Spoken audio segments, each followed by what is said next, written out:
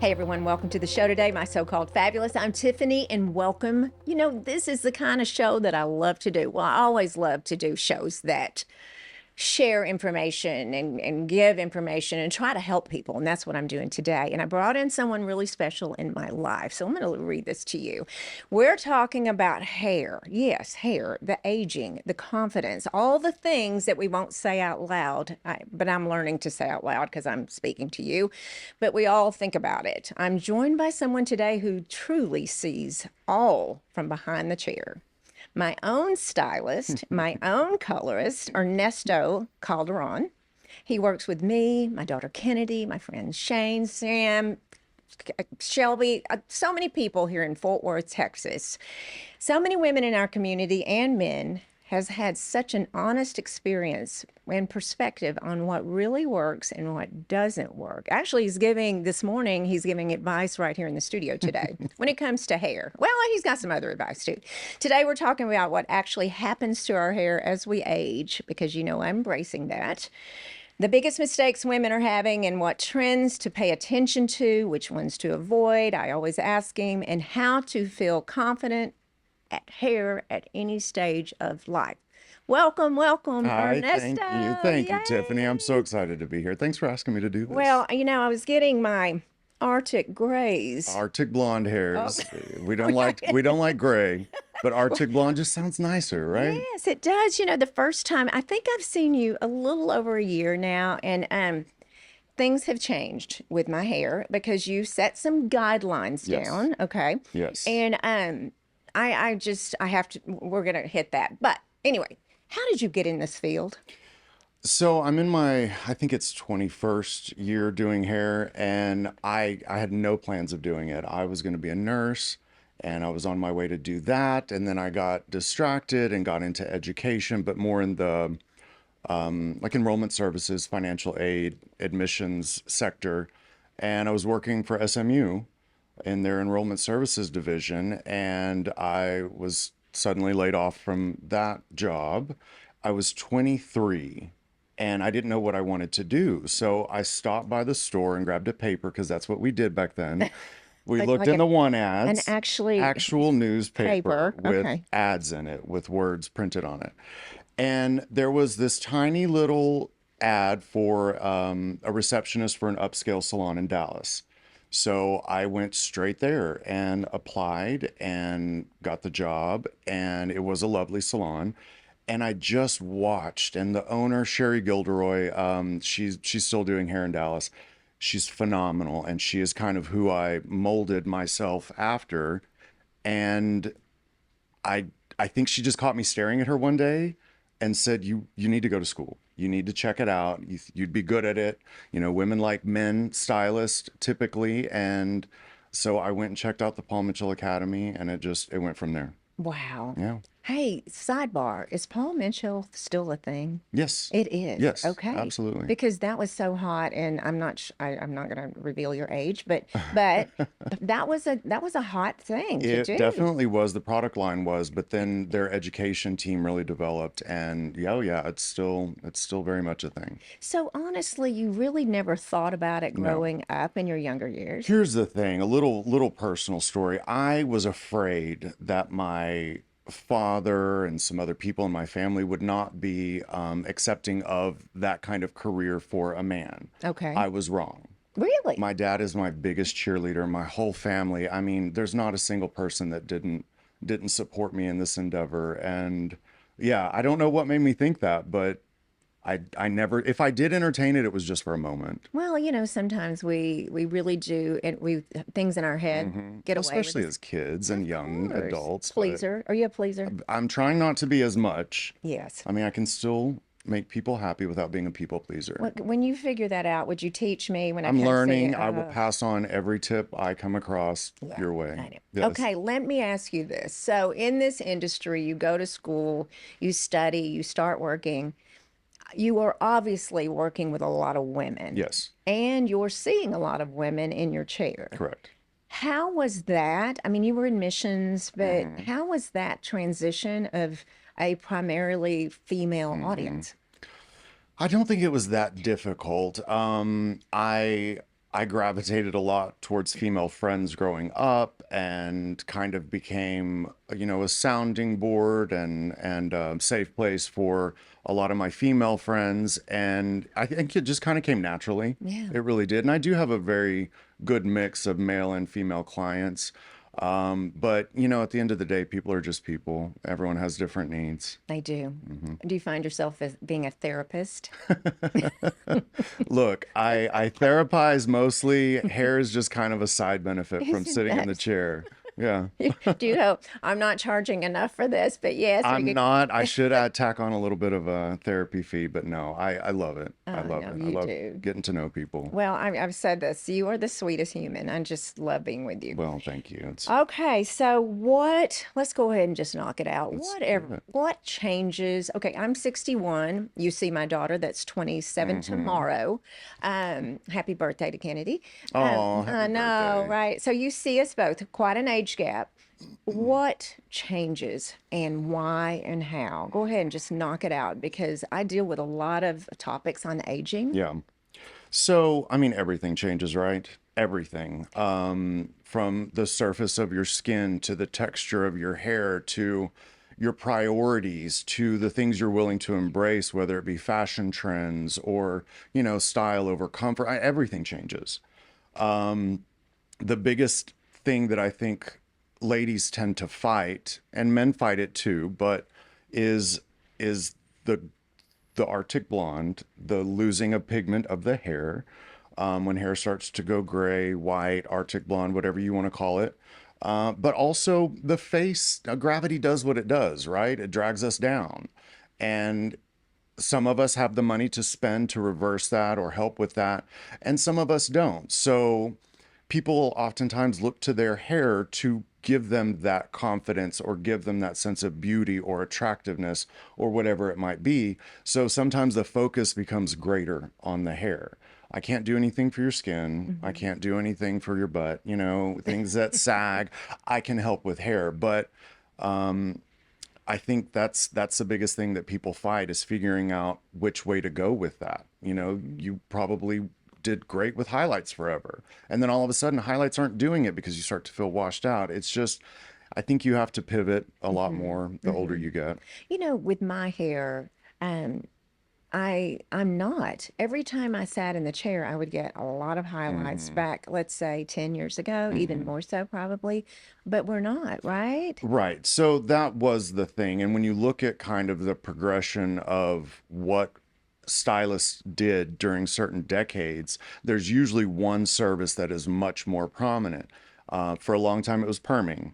People weren't getting color as much, right? Right. And if you did get frosted, it was pulled through a cap. Well, there's no placement really. There's no direction. There's no blending. There's no anything. It's literally just pulling the hair through a hole and slapping bleach on it. So now our focus is totally different. Even from 2 decades ago when I started, we're doing a lot more embracing of natural, a lot more time in between appointments is what people are wanting. Most of my clients don't want to come in every 3, 4, 5, 6 weeks.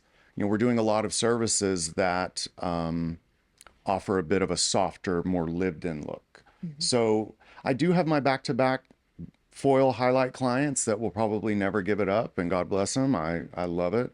But that's just what we did for the longest time. We're doing a lot more now. Mhm. And I think we've got a lot more options for every age range. Why do we or some of us turn gray? Oop, I can't say that word. You can say it. I Okay, just like Arctic Blonde. I do too. I think, well, I don't think, I know that after the age of 30, we lose 10 to 20% of our melanin producing cells every decade. Melanin is the protein responsible for hair color. Okay. It's also in our skin. Those of us that have lots of melanin have darker skin. It's the same with hair. So when you think about that at 30, 10 to 20% of those melanin producing cells leave us every decade. So by the time you're 40, you've lost 20 to 40% of those. The body just quits making it, right? The hair is still there for some of us, some of some of us it leaves. Hmm. But that's the reason why, is that the body, I think our follicles just get tired of making. Working. Actually, here's my theory on that, okay? Most of the time you start graying, you start losing your melanin around the front, in the frontal lobe, on your hairline, here at your temples, right? That's also where most of the brain activity occurs. So I just think those that get Arctic blonde sooner, they just did so much thinking in their younger years and just blew out the hair follicles. So They, that's what I'm going to go they with. screwed You're just themselves. so smart that you just There fried we your hair go. follicle And out of that's what making you color. did. That is awesome. Okay, so let's talk about, okay, yes, my Arctic whites were coming in, but not as quickly, not judging, but not as quickly as some other people. No, and it wouldn't be a judgment. Definitely just an observation. I've got one client who I adore, who I think she said she was almost 100% gray by the time she was 25. Wow. It's genetic, right? We can't fight genetics. So, my friend Julie, who listens to my so-called fabulous very regularly, she it's same case. I mean, sorry, Julie, I'm throwing you under the bus. Yeah. She lost all of her melanin at a very young age and is now, I would say, 85% Arctic blonde. So she's one of those that has to get her hair colored every 3 weeks, 3 weeks. But she just hit 40, you know? So genetics plays a large part in that. And you do not. Luckily, I tell you that you have more than you actually do, so you keep coming back. But you I see. don't. You Yeah. don't. And, Kennedy may not Hmm. either. It just, Yeah. My dad does not have a lot of, and he's see, 83. there's Mom, your I don't know. genetics. You know, I see these women and men with beautiful Hmm. Arctic white, Hmm. but then I see some that it's wiry and not so, you know what I mean? Like, Correct. so that's a texture, It is right? a texture thing, and that's the other thing that changes when your hair loses its melanin, is that protein is responsible for softening the hair. So when your hair quits making that softening protein, it's not soft anymore and the texture will change. So for those of us that like body, that can be a benefit. You can use that rougher texture to your benefit to get more volume if you embrace it. When you think about hair as a fabric, that's really all it is. It's not alive. It's like a leaf. It's already well, no, a leaf is alive. Bad comparison. These aren't It's behind us. fabric. Okay, these plants. So when you think of hair in terms of it being like fabric, some of us have silky hair, some of us have cotton hair, some of us have burlap or wool, right? When you want to change the texture of that hair, like silky hair, you would have to add starch and heat to stiffen it up, to make it a little more like cotton. If you had more of wool or burlap texture, you would need to add a fabric softener and probably some heat to soften it, to change the texture. Hair's no different. Yeah, So you can either embrace the new texture, or there's things that you need to do to change it, but it's always going to involve a product and most likely heat. gotcha. I have a couple of questions. I'm gonna keep circling back to aging, but okay. Why did I lose hair about 2020 Hmm. and a little before I started losing hair? And why? So I'm just going to say this, and I'm probably going to make some people angry with these truths, but I'm just giving it as I see it. Right. No filters, okay? Women get the crap end of the stick as far as nature goes. Y'all really do. Y'all can do the most incredible things with your bodies, yet some of the most awful things happen with your bodies. And the hair and the hair loss and the hair thinning and all of that is probably at the top of the list. Other than having to support your bladder with a mesh, and like all the Yeah. terrible things you'll have to do. Sure. Um, Stress, diet, thyroid, rapid weight loss, all of these things, pregnancy, breastfeeding, all of these things will cause women to lose their hair. But here's what I've experienced in my 2 decades of doing hair is it comes back. It's either going to be getting on the right supplements, whatever your body's missing. It's also going to be de-stressing, your thyroid getting regulated, whatever it may be. It In almost every case, other than alopecia, which is hair loss, that is, takes prescriptions and sometimes never comes back. most of the time when women lose their hair, it starts to thin out for those reasons, it comes back. You just have to get your body right again. Yeah. Yeah. And menopause. And you've done lots of episodes on those things to Yes. get the body right. And that's where I think sometimes y'all got an unfair, We got screwed. y'all got screwed. I mean, y'all, like I said, y'all do amazing things with your bodies. It's phenomenal, but man, you Yeah. pay for it, don't you? It is. And I think COVID had a lot Yes. to do, I'm assuming here, I'm not a medical professional, but it certainly happened. And then the hormone imbalance Yes. of menopause and The stress. stress from 2020, I was one of those that Yeah. took it really hard. It was difficult on me. And I luckily didn't lose any hair, but I know a lot of people that did. You know what you said a few weeks ago to me, which stopped me in my tracks. Not that I do this a lot, but I just have never been told this by a medical professional. Anesthesia. Yes. Oh, yes. Oh, Anesthesia. If you're going under, that is one of the hardest things on the body. And that's why in a lot of cases, they won't do it to patients who are, over 80 or 85. It's really hard on the body. My sister, she had a couple of surgeries a couple of years ago, and that poor thing, I wept with her as she's sending me pictures and videos of her hair. She has beautiful, thick, curly hair, and it was reduced down to 15 wraparounds with her little ponytail holder. It was the saddest thing, but it was anesthesia, it was weight loss, it was all of those things, and she had to go under several times in a small period of time. So that really did it, but it came back it came back. once she got her body right. It came Yeah. back. And there's so many things that are of assistance on the market. Some There of them not. are, but the one thing that is not on the market is patience. Oh, And that's where people get frustrated is you've got to just give it time to come back and also work with what's happening as it's growing back in. My sister luckily had at that point, shoulder length hair, and we cut it even shorter to match what was growing in and just be patient. And she was, and it's back and it's good, but there's a lot of stuff out there, but patience isn't one that you can buy. can't buy that. No.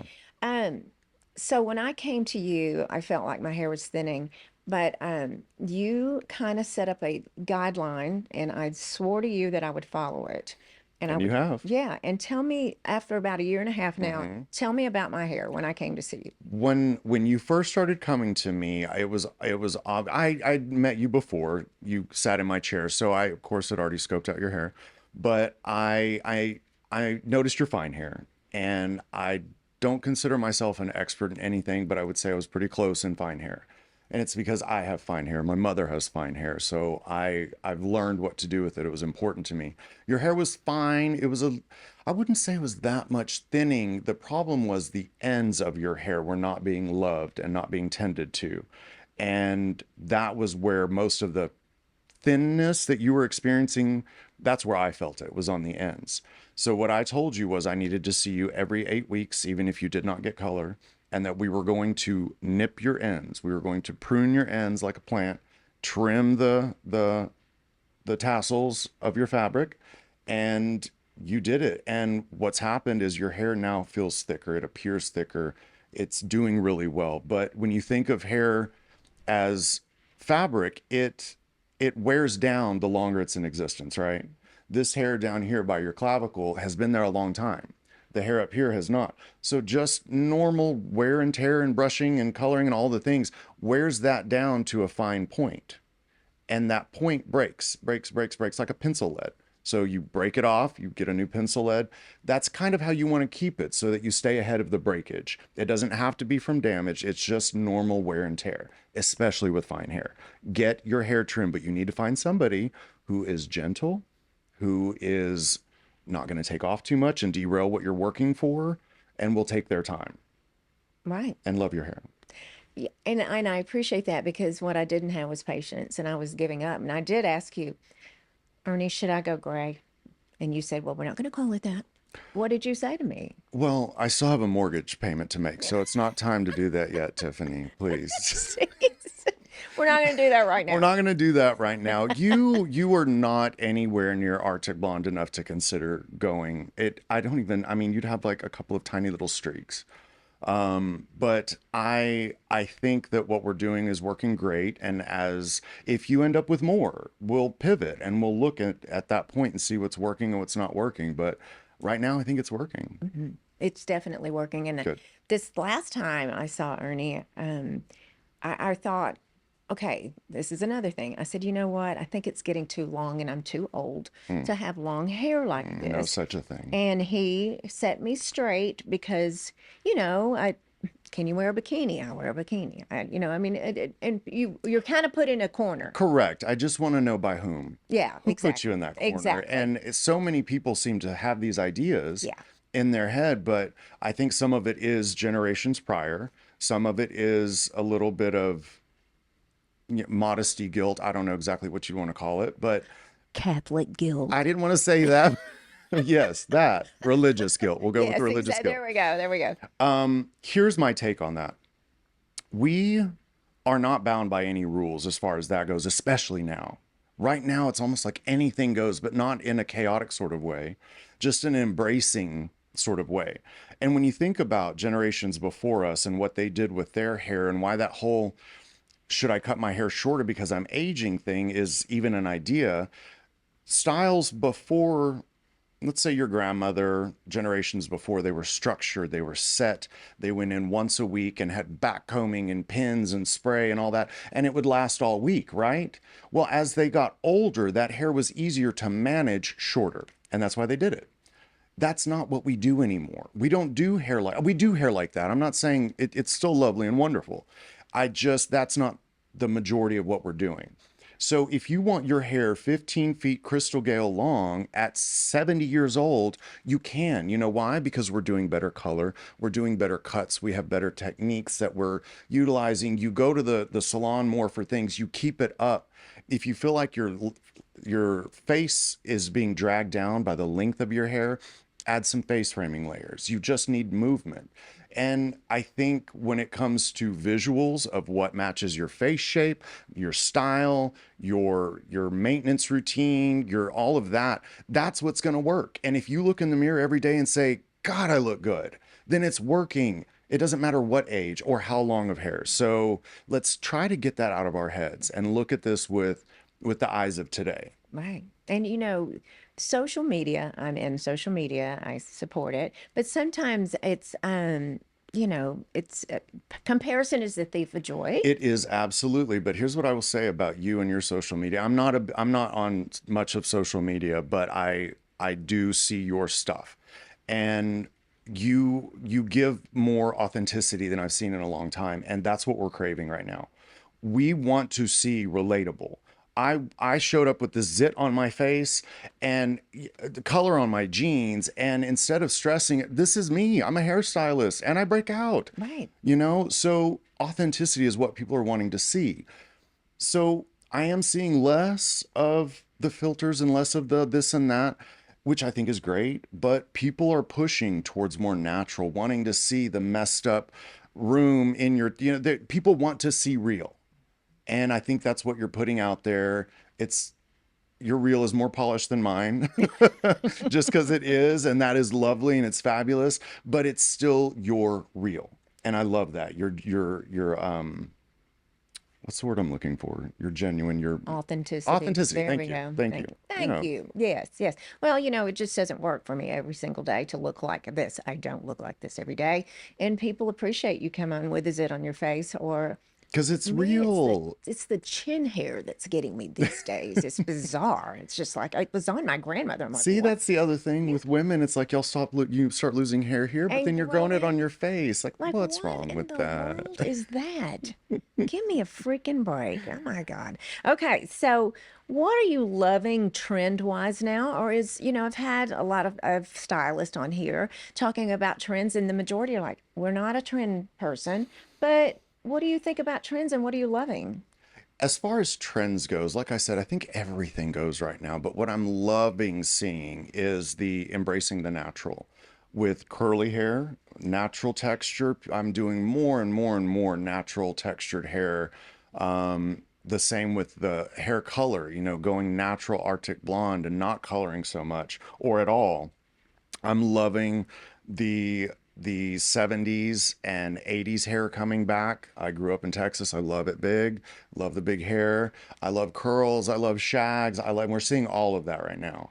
What I'm not loving are the 90s trends that are kind of coming back around, the chunky highlights. And I never did love that. But ultimately, I think we're all embracing a little more natural, a little more real, a little less maintenance. And I love that as far as the trend goes. Right, right. What do you have any, there's a lot of TikToks about, oh, this is the best thing for hair growth. This is the best thing to control flyaways or whatever. Is there any one product you could give me that you're like, you can't do without it? But everyone's different, I guess.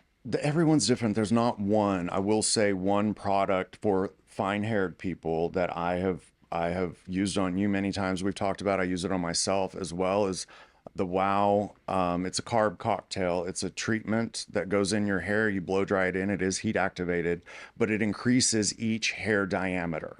So it gives the illusion of more hair, but it's not sticky. It's not stiff. That is one that I've used. I use myself. I know I don't sell it, so I'm not trying to get anything off of it. It just works. I love it. Oh, Love, love, love good. it. You know what? I'm going to put that on Tiffy's top 10 on my Sunday Do. It's my such a Saturday good news. Yeah, product. yeah, and Yes. I'll tag you And it on that. lasts for 3 shampoos, so you don't have to put it in every day. Good, because that would be about a month for me because I never shampoo my hair. Good, good. Is that good? I don't. Yes. I'm terrible. I think it's good.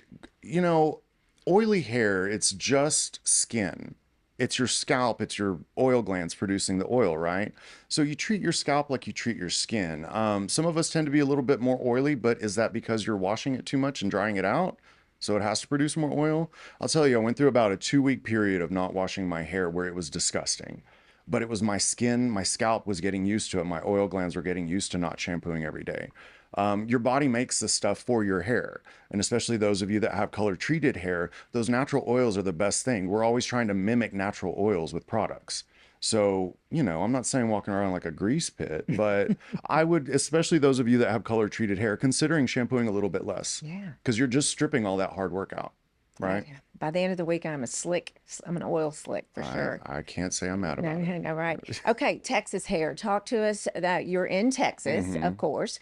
Um, Tell us about Texas hair, especially today. Oh, the humidity. Oh my gosh. That's another thing you just can't control is humidity. There are some great products out there that do help with it, but it's only going to go so far as how much time you're willing to put in using the products.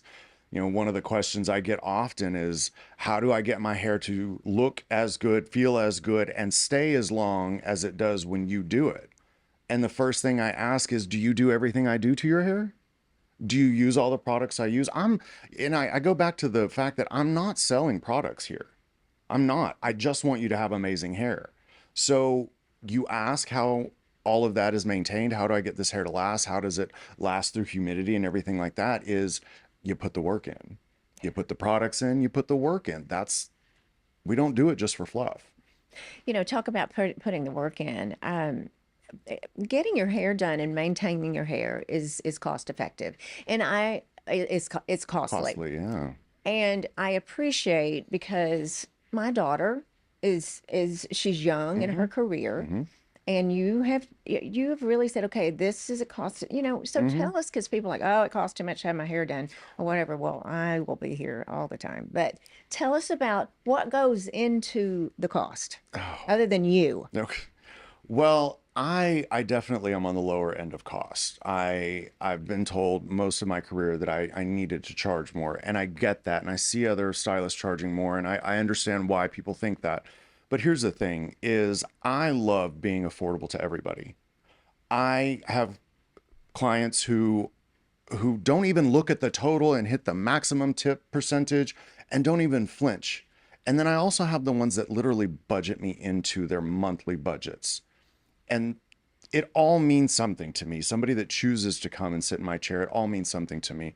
But, after doing taxes this year, I see just how much costs have gone up and how much my bottom line has not.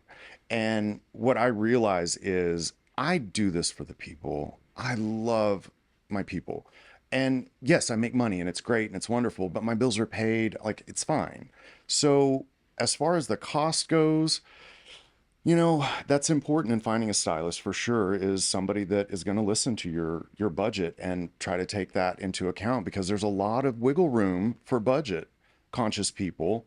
Of course, the ones that can throw money down like it's no big deal, yeah, do whatever you need to do. But there's a lot that goes into a cost: our weekly lease, our products, our licensing, our tools. There's a lot of it. And of course, yes, the education. But you know, this is not a hobby. This is how I pay my mortgage. This is how I pay my everything, you know, how I save for retirement. So there's a lot that goes into it. But I think being conscious of somebody's budget is one of the first things that should ever be established in your relationship with your stylist. You Are they going to understand? listen to me? You understand you're not the norm, right? Yeah, I yeah, I sadly, I think that's I know. something that I think is hopefully growing in our industry, is Yeah, that awareness. exactly. And I love that awareness. It is absolutely. But people think, I mean, you're paying a lease, so you're paying. I mean, there's Yes. that. You've got to. Bottom line is very important, but like I said, I think if I could, I would do this for free. Yeah. I just Wow. love making people feel good. I like them making, making them look good. I like listening to them and just sharing their lives. So I see a lot of, and sometimes with the people that you do, their hair, colored hair, the pink flowers. If you're on YouTube, you can take a peek at these beautiful pink flowers. And I've seen women with this color hair, Hmm. and let me tell you, there's a little wild side of me going, I think I'm gonna have pink hair. That's That's crazy for It me. is, but it's also not. I mean, there was a time when there was only a certain type of person that would have that kind of hair, right? And tattoos and whatever. It's okay for everybody now. I have a precious 80 some odd year old lady who wears a lavender pixie. And it's not lavender because of too much purple shampoo. It's lavender because I color it lavender and she loves it. And she worked for a school and she goes to church and she bakes and it's okay for everybody now. But just like anything else, I would find somebody who specializes in that, because there's a bad pink job and then there's a great pink job. And Shelby, Shelby, Shelby has this wonderful gorgeous. purple highlights in her Oh my hair. gosh. And I think that's the difference. Not that I'm tooting my own horn, but she can pull it off, and she's in a profession where she's around people all the time and doing consultations and trying to get business and all of the things, but it still looks professional on her. She looks good. And I think finding somebody who has experience at it is key. And it's her identity, It is. you It fits know? her. It suits her. But I think even if you came to me and said, I would love to do some pink, I'd say, all right, Tiffany, let's talk about options here. And if we could find something that worked for you and your lifestyle that was absolutely you, then we would find the best way to do it. I mean, you do it well, my friend. You Well, really thank do you. it well. Um, so I have a question about women that starts noticing changes. Um, do they share this with you? You're probably friends with the majority of your clients. W- I w- would say yes. So do they, what either surprises you that they don't say, or do you know what they're going to say? Like, you know what I mean? When I was, With regards to their their hair. hair, Yeah. okay, so I do have a fear that some of my ladies or clients in general will enjoy interacting with me so much that they won't tell me that they don't like their hair. Um, That's right? It real. is real, Okay. because a lot of times I don't even ask anymore. They just get up and pay and go. And I assume if they're unhappy, they're going to tell me.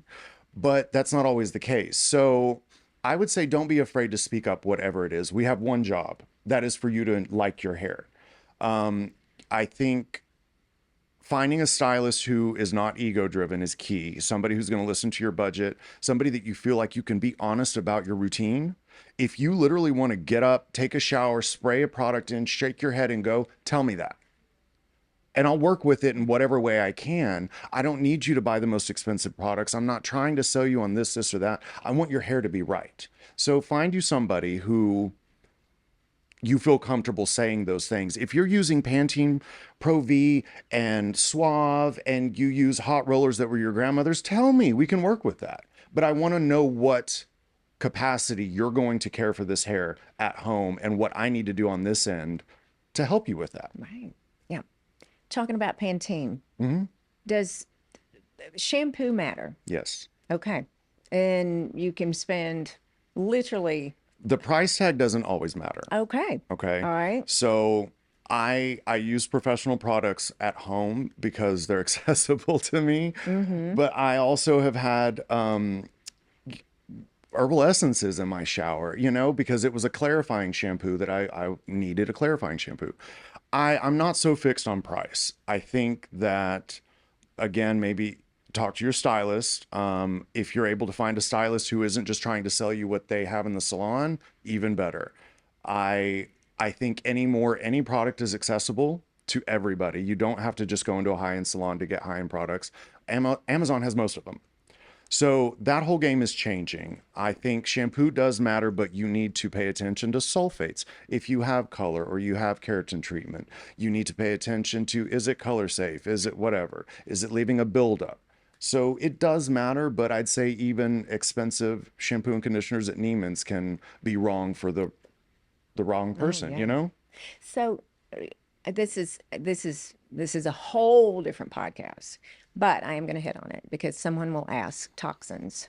Tell us about toxins and in shampoos and conditioners. The less toxins, are they going to be effective? I know. So, for those of you who are asking that question that are listening right now, I would want to know, were any toxins used in the coloring of your hair, the bleaching of your hair, the makeup that you're using, the soap that you're using, all of these things. I understand the desire to want to be a little more natural and things like that, but let's face it, we have chemicals. Chemicals are, a lot of them, they're naturally occurring things that come from the ground that are combined. So, I I don't know. Do I think you need to use henna hair color and, shampoo with river water? I don't know. Right. I think I think you've got to do what's best for you. And if you find a shampoo and conditioner that is completely biodegradable, has no chemicals, has no whatever, and it works for you, then great. Keep using it. But I would also wonder, is it, I don't know, if it works for you, great. Exactly. And I that's, use chemicals. I do. yeah. And everyone gets to do what they want to. Absolutely. Yeah. I really don't have an opinion one way or the other. Now, if you were to come in and tell me that you'd been using juices and berries to clean your hair and your hair was stained and in terrible shape, I'm going to be more concerned about your hair not working out than what it is that you want to eliminate what it is that you're using. Correct. But Yeah. otherwise, if it's working for you, I'd say, Tiffany, just go for it. Absolutely. Just bury that hair up. Absolutely. I have to tell you a quick story. Yeah. This is a funny story because we talk about moms and their children and dealing with children and getting their hair cut and letting it grow and all these things. And do you have a lot of children in your I share? do, and I'm one of six, the oldest of six. So we've got nieces and nephews Yeah. everywhere. Yes, absolutely. So you do see kids. So Oh, in my clientele? yeah, yes. Oh, Eh, not really. never mind. I see lots of children in my everyday life, but not in the Not in in the the chair. chair. Okay, got it. So when I was little, my mother was a hairdresser. That's what they called them back then. I Yeah, yeah. still say hairdresser. Yeah, so she was doing that. She had to retire because for a variety of reasons, but it was kindergarten picture day for Okay. Tiffany, and my name's Tiffany. Let's say, need I say anymore? So, she said, "Well, cut your hair in the morning, and I'll style it because you have noon pictures." Did you get kindergarten picture day bangs? I woke up and I literally took a pair of shears and bent over the toilet and started cutting. Right up Yeah, front, didn't right up you? front, all Uh-huh. the way Not down the middle. underneath where nobody could see it. No. And I had long, beautiful You hair, had. and I walked in, my mom and dad were asleep, Uh-uh. and she screamed, and I did get a spanking, and she screamed, and I thought that I had that gave me some hair PTSD. Yes. It's like when you get a perm when I was in eighth grade. It's almost a rite of passage. My Yes. sister Daniela did the same thing, and it was very similar, but she fell asleep with the scissors in her hand. I followed a trail of curls to her room. My dad was devastated. He bawled. He cried so hard. Yeah. And it's a rite of passage, but it's also just a common thread of PTSD that I think well, guys and girls share. Absolutely. So I gave myself, I don't know if you'd call it a mohawk, but a good scalping. That was almost like a skullet if you Yes. uh-huh. And I was Oh so my, proud of look what myself. I did. I did. And she was, cried and Did cried you and have to cried. take pictures Oh, then? yeah. You know what I found out was a comb over with a Ah, side pony. She yes. made it work, but Hey, golly, I you gotta need to do what find those works. pictures. So That's you funny. are amazing. You're amazing. I mean, I thank you. And you just bring so much joy. When I look forward to coming to see you, it's 2.5 hours when I see Mm-hmm. you, Mm-hmm. sometimes less, more. I love that you let us work. We have Wi-Fi. I'm working. You You're should be able to working, work. yeah, and hey, you want to talk or whatever. But you're just amazing and you've Thank changed you. my life and my daughter's, and I appreciate you. Thank you. Appreciate both of you. Thank you for Thanks for coming. having me. I Oh my really enjoyed gosh. this. This has been fun. It's been fun. And your podcast, which you were starting up. We will get it back together. Yes, Hometown Hairdressers, which is also my TikTok, and we paused. We do have season 1 out there with my good friend Shauna. She's my co-host. But we'll be You'll be back. something. It's I have a coming, feeling so. maybe. I think I kind of twisted each time I see you. Well, thank you so much for Thank you, being Tiffany. I here. We're going to appreciate have this. all of his socials in the show notes, and I'm going to link a few of these items on my stories, of course. And everyone, if you're in the Fort Worth area, please go see him. And again, it's in the show notes, but I say it every single Tuesday, and I mean it. Keep being fabulous.